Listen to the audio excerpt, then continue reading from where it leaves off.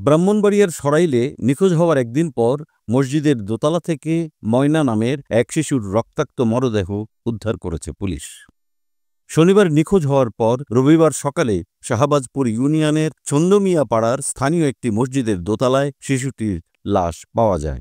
নিহত ময়না ওই এলাকার বাসিন্দা আব্দুর রাজ্জাকের মেয়ে।